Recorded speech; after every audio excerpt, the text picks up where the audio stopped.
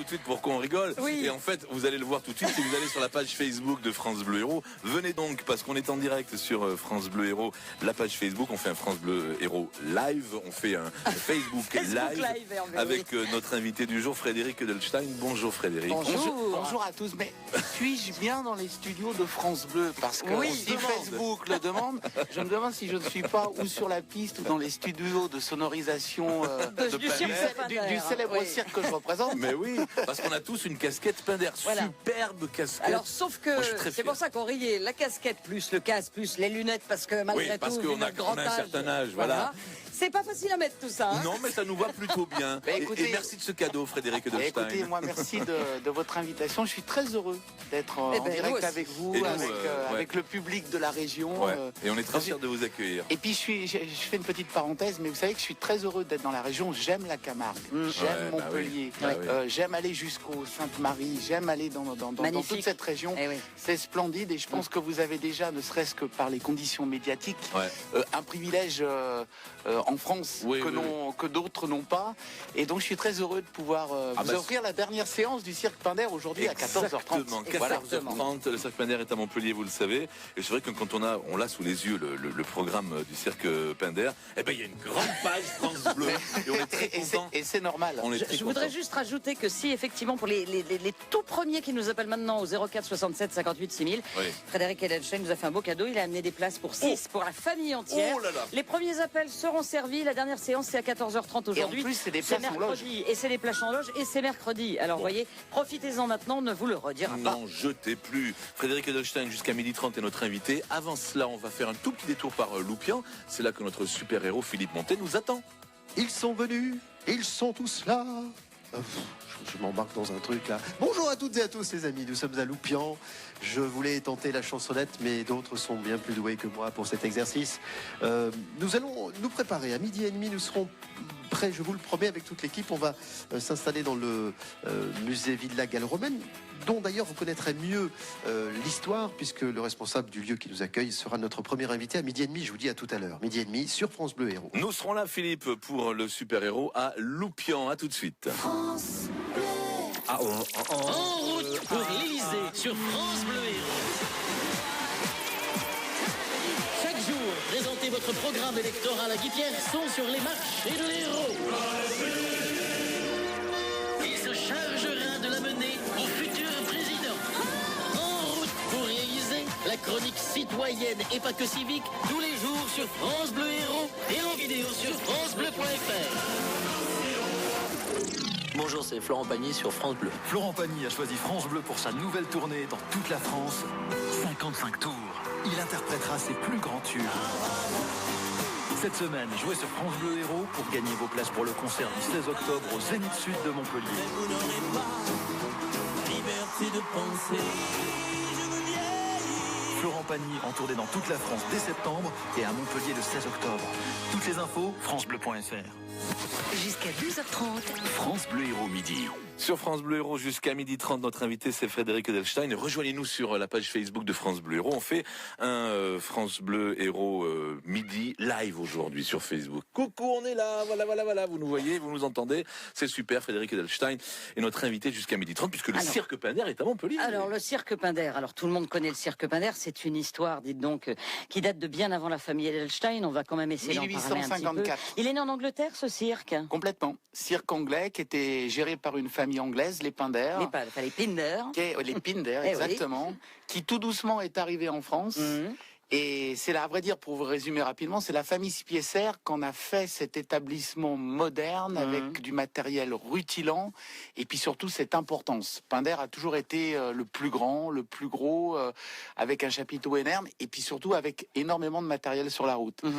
Les enfants Spiesser n'ont pas voulu continuer. C'est à l'époque où Jean Richard... Ah, on s'en souvient de Jean Richard. C'est toute une époque aussi, ça. Qui crée son cirque. Et oui. Et où mon père, qui était l'un de ses vraiment très proches collaborateurs, qui lui organisait ses galas de fin d'année, qui lui organisait ses comités d'entreprise, et puis tout le management des ventes annexes, le management des ventes de programmes, de boissons, de bonbons. D'ailleurs, c'était le marchand de cacahuètes, mon père, de tous les grands cirques français.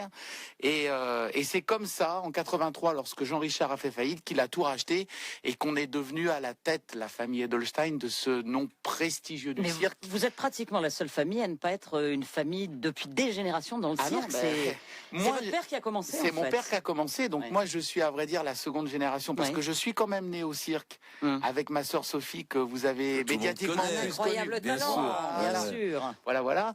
Et mes deux enfants sont nés au cirque, Alexandre et Amaya. Mon fils adore faire le clown. Ma fille m'a bluffé cet été. Elle a répété toute seule dans sa chambre à la maison, puisqu'ils suivent aussi une scolarité normale, un numéro de contorsion incroyable. Ils ont quel âge, vos enfants? Alors mon fils a 15 ans et Amaya a 13 ans. Oui, donc c'est à vrai dire, c'est la nouvelle. Je pense qu'on est devenu la famille Edelstein dans le monde du cirque, une nouvelle dynastie en quelque sorte. Mais on y vient par hasard quand on ne fait pas partie d'une grande famille de cirque. Moi, avec les animaux, j'ai indiscutablement été le premier, parce que pour vous résumer mon histoire, je suis rentré dans la cage à 14 ans en cachette, bien sûr. Votre père voulait pas en fait? Ah non, du tout. Et si vous voulez, je peux le comprendre, hein. Quand j'étais enfant, j'avais toujours mes yeux qui étaient attirés à proximité des cages des fauves quand j'avais 5-6 ans. C'était pas les clowns. Et que ce soit au cirque d'hiver Bouglione, que ce soit à l'époque chez Amar et dans tous les cirques que j'ai côtoyés, où j'ai grandi quand j'étais petit. Wolfgang Goldsmeyer, qui a été un des plus grands dompteurs du siècle, qui avait 20 lions. C'est d'ailleurs pour ça que j'ai eu l'idée, moi, de monter par la suite un numéro avec 20 tigres, tigresses, lions et lionnes. Je voulais à tout prix aller donner à boire aux lions avec lui. Mon père me disait, Titi, pour les gens qui me connaissent depuis longtemps, Titi, c'est pas notre truc. Il me disait, je veux pas te voir traîner vers les cages. Parce que bien entendu, il voulait... Bah oui. Que quand son fils n'ait pas un accident en donnant à boire ou à manger aux lions. Non mais cela dit, c'est vrai, quand on vous voit... c'est tellement beau qu'on oublie que c'est dangereux, mais c'est, enfin voilà. Quand il rachète Pinder en 83, on hérite de tous les numéros d'animaux, et ça a été en quelque sorte la chance de ma vie. J'ai décidé de faire monter la cage l'après-midi, de répéter 2 fois et de les présenter le soir. Alors on s'était séparés à l'époque du dompteur qui présentait le numéro, qui pour des raisons diverses était parti du cirque. On s'est retrouvés donc, puisque tous les numéros d'animaux faisaient partie du rachat en 83, aussi bien les éléphants, la cavalerie, les chameaux, les zèbres et le groupe de tigres, et c'est comme ça en cachette que je suis rentré dans la cage. Mais on s'improvise pas dompteur. Moi, à vrai dire, à 14 ans, c'était l'inconscience d'un adolescent de 14 ans qui a fait que je suis rentré dans la cage, parce que j'ai profité que mon père retourne au siège social pour régler le problème administratif du dompteur dont on se séparait. Et heureusement, au cirque, la hiérarchie, c'est certainement notre métier, un des rares métiers où la hiérarchie est encore respectée. Le fils du patron a dit, on monte la cage. Titi a dit, on monte la cage. À 14 ans, tout le monde vous écoute. Eh bien, bien sûr, on l'a fait. Mais tout le monde était pris entre deux feux. La peur que mon père tue tout le monde si jamais il m'arrivait quelque chose. Et puis votre sécurité. Ma sécurité. Et puis aussi le jeune fils Edelstein à 14 ans qui allait mener une vie pas possible à tout le monde si on m'empêchait ce que j'avais envie de faire. Ah oui, donc du caractère. Ça a marché 10 jours. Hein. Du caractère déjà. Bien sûr, mais ça a marché 10 jours. Ouais. Et si on vous avait interdit ça, si papa avait été là, vous n'auriez pas fait. Mais il me l'a interdit. Parce que ça a marché 10 jours jusqu'à ce qu'un de ses copains vienne voir le spectacle et qu'il ait la bonne idée de l'appeler ton fils est génial, les costumes. Enfin bon, je me suis fait incendier de tous les noms par mon père, et je me rappellerai cette parole quand j'avais 14 ans. Je ne t'ai pas mis au monde pour que tu te fasses bouffer par un tigre. Donc t'arrêtes tes conneries. Vous allez retourner à la maison, vous allez revenir à Sucy pour retourner à l'école. Papa de vous, il voulait que vous fassiez quoi? Je pense qu'il m'aurait vu beaucoup plus, comme je le suis quand même maintenant, dirigeant, le gestionnaire, le directeur et le patron. Ce que je suis, puisque maintenant j'ai 48 ans, mais je fais les deux. Et je pense que j'ai su... grâce à celui que j'ai toujours considéré comme mon deuxième père, qui s'appelle Dickie Chipperfield, j'ai su prouver que je pouvais obtenir quelque chose avec ces animaux aussi beaux que prestigieux et dangereux quand on arrive à avoir une vraie complicité avec eux. Parce qu'il ne faut pas oublier non plus que avec un animal au cirque, n'importe lequel, que ce soit un cheval, que ce soit un chien, que ce soit un éléphant, que ce soit un animal exotique comme un tigre ou un lion, tout s'obtient avec la complicité, avec le respect et avec l'amour réciproque qu'on crée entre l'homme et l'animal. Ça, vous voulez le dire, hein, parce Bien qu'évidemment... sûr, parce qu'on entend tout et n'importe quoi. Je vous dis, j'ai aucun problème avec toutes les associations qui peuvent, vous savez, défendre les droits des animaux, mais je dis que c'est stupide déjà de mettre tout le monde dans le même sac, et je dis qu'on serait beaucoup plus intelligent de se battre ensemble contre ceux qui font n'importe quoi, qui ne respectent pas la loi, qui ne respectent pas le non-cirque et qui ne respectent pas leurs animaux, plutôt que de se cracher dessus, parce que tout le monde n'est pas à mettre dans le même sac. Au cirque, dans un vrai établissement itinérant, comme c'est le cas chez Pinder, les animaux sont bien. Les 12 lions blancs que j'ai actuellement sont 12 bêtes que j'ai sauvées d'un véritable massacre dans leur pays d'origine, en Afrique du Sud. Vous êtes allé les chercher là-bas. Bien sûr, ils étaient destinés à se faire shooter, à se faire tirer dessus dans des enclos. Pour ça, hein, bien sûr, les fermes d'élevage, mais je le dis... mais vraiment très fort, c'est même pas des fermes d'élevage, c'est des propriétés de milliardaires. Voilà. C'est complètement toléré par le gouvernement parce que vous allez payer entre 15 et 18 000 euros pour aller tirer sur un lion et ramener un trophée de lion blanc. C'est scandaleux. Ces 12 bêtes super intelligentes avec lesquelles j'ai obtenu en une année ce que j'aurais certainement obtenu en 2 années avec des lions de couleur normale, c'est des bêtes que j'ai sauvées et que j'ai payées moi aussi 15 000 euros pièce. Faites le calcul. Je défendrai toujours ma profession et cet amour qu'on a pour les animaux au cirque, parce que ne mettez pas tout le monde dans le même sac. Le message est bien passé, je crois. Les animaux au cirque et automatiquement tout s'obtient avec la complicité. Et je dis, quand je crée une figure avec des lions qui viennent se coucher sur moi, si j'étais une grosse brute et si j'étais quelqu'un qui maltraitait mes animaux, mais jamais.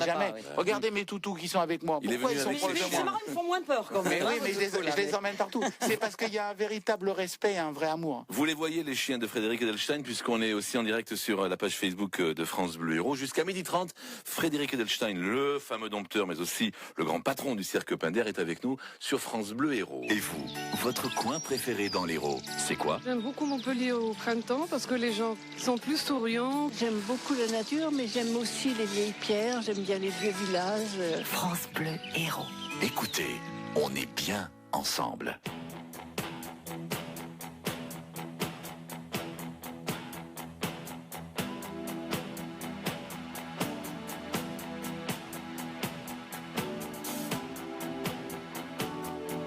On me donne l'obscurité, puis la lumière. On me donne la faim, la soif, puis un festin. Qu'on m'enlève ce qui est vain et secondaire. Je retrouve le prix de la vie, enfin. On me donne la peine que j'aime dormir. On me donne le froid pour que j'aime la flamme. Pour que j'aime ma terre, qu'on me donne l'exil et qu'on m'enferme maintenant pour rêver à des femmes. On m'a trop donné bien avant l'envie, j'ai oublié les rêves et les merci, toutes ces choses qui avaient un prix, qui font l'envie de vivre et le désir et le plaisir aussi. Qu'on me donne l'envie d'avoir envie, qu'on rallume ma vie.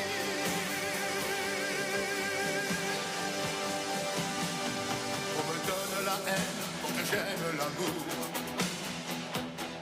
la solitude aussi pour que j'aime les gens, pour que j'aime le silence, qu'on me fasse des discours et toucher la misère pour respecter l'argent. Pour que j'aime être sain, vaincre la maladie. On me donne la nuit pour que j'aime le jour. On me donne le jour pour que j'aime la nuit, pour que j'aime aujourd'hui. Oubliez-les toujours. On m'a trop donné bien avant l'envie. J'ai oublié les rêves et les merci. Toutes ces choses qui avaient un prix, qui font l'envie de vivre et le désir et le plaisir aussi. Qu'on me donne l'envie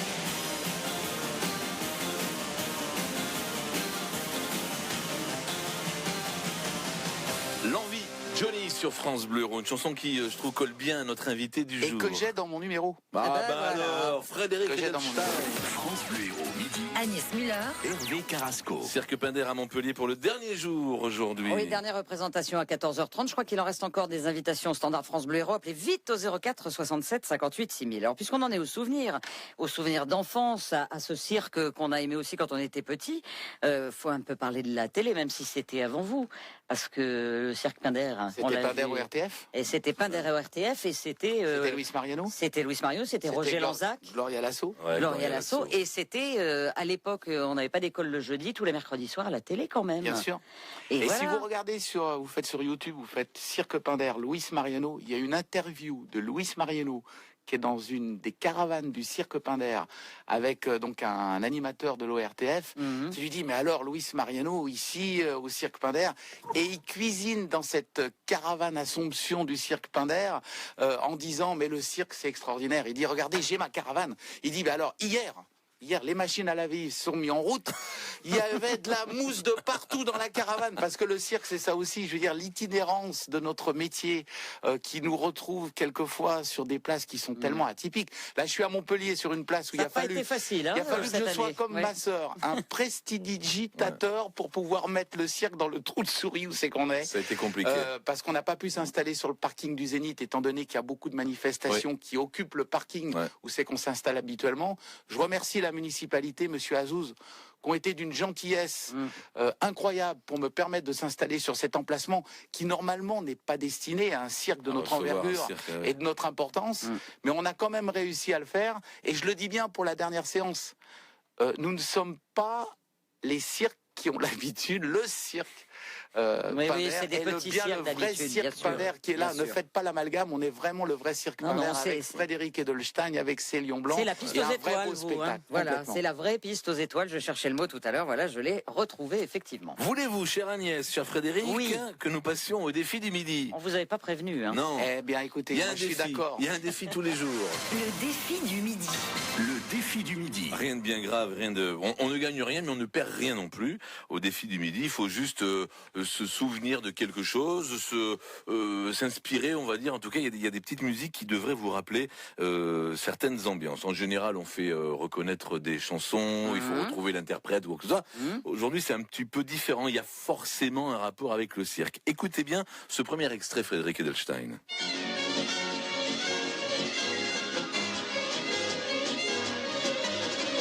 Ah, vous n'étiez pas né, moi non plus. Je pense, c'est ou dans le film Sous le plus grand chapiteau du monde ou dans le film Sous le plus grand cirque du monde. Ah, vous en avez oublié un? Trapèze. Non. Le cirque, simplement, de Charlie Chaplin. Ah, le cirque de Charlie Chaplin, oui. Alors celui-là, à vrai dire, je l'ai moins vu que les autres. D'accord. Parce qu'il n'a pas été très souvent retransmis à la télé. Mais il est beau aussi. Oui. Mais j'ai dû le voir une ou deux fois.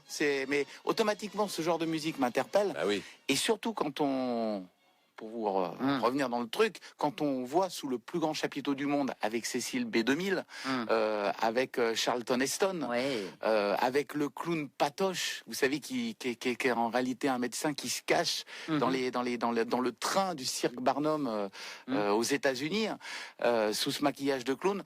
On revit exactement ce qu'on vit, nous, en 2017, avec l'itinérance qu'on a, nous. La seule différence, c'est que Pinder se déplace par la route, alors que Barnum, aux États-Unis, s'est pendant très très longtemps déplacé avec le train, et même encore maintenant, bien qu'ils font les deux maintenant, ils font la route et le train. Et j'espère qu'ils vont continuer, parce que vous savez qu'on avait entendu dire qu'ils devaient arrêter, mais j'espère qu'ils vont quand même réussir à continuer, et que les Fiefeld vont continuer Barnum.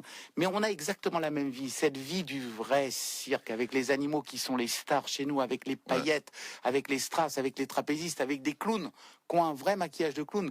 Je pense pour moi que tous les spectacles qui se sont appropriés le terme et le non-cirque, qui sont certes de beaux spectacles. Pour moi, le spectacle du soleil est un spectacle, mais ce ne sera jamais un cirque. Quand on vient au cirque, on y vient pour rêver en famille avec ses enfants et pour y voir des clowns. Quand vous emmenez vos enfants au spectacle du soleil, c'est autre chose. C'est pas du tout la même chose.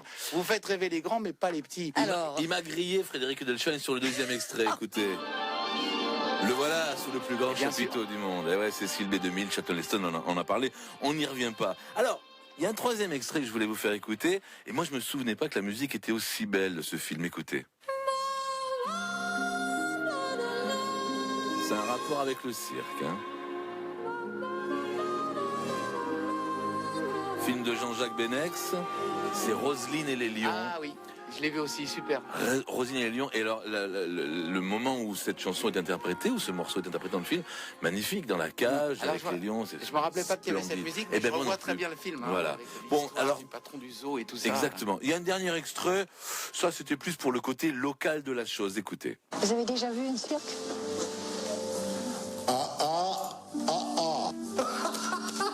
C'est un nom alors formidable. C'est pas un numéro, on dit une entrée. Ça c'est un petit bout du teaser, donc un extrait du film avec Jane Birkin qui joue le rôle de Kate, qui est en panne de voiture sur le bord d'une route du sud de la France. Et il y a un Italien qui passe par là, qui lui donne un coup de main, et puis elle tient la caisse d'un cirque. Ce film, c'est 36 vues du Pic Saint-Loup. C'est un film de Jacques Rivette qui est pas très. Je n'ai jamais vu et ce qui a film. été tourné. On en avait beaucoup parlé à l'époque quand il a été tourné ici dans la région, à quelques kilomètres seulement, du côté du Pic Saint-Loup. Je ne connaissais pas. 36 vues du Pic Saint-Loup, c'est une petite histoire plutôt sympa. Il s'en est bien sorti. Très très bien sorti. Mais attendez, moi je vais vous en dire un aussi.